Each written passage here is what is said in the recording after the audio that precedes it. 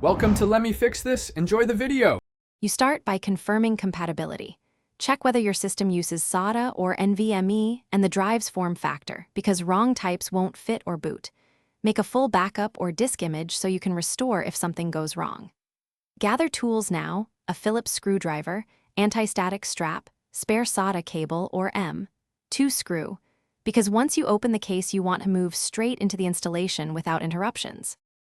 You power down and unplug, then ground yourself to avoid static damage. Open the case and orient the SSD correctly. For a 5-inch SATA drive, mount it in the bracket and attach the SATA data and power cables. For an M2, insert at an angle and press down to secure with the tiny screw. Once connected, double-check seating and cable routing so nothing obstructs fans, because good connections prevent import failures later. You now clone your existing drive or perform a fresh install. Using a reliable imaging tool preserves partitions and boot records, which is why cloning is often faster.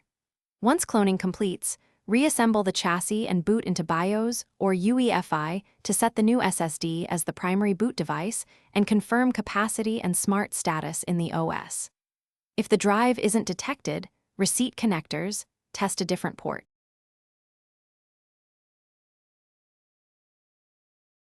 Thanks for watching. If you found this helpful, don't forget to like and subscribe.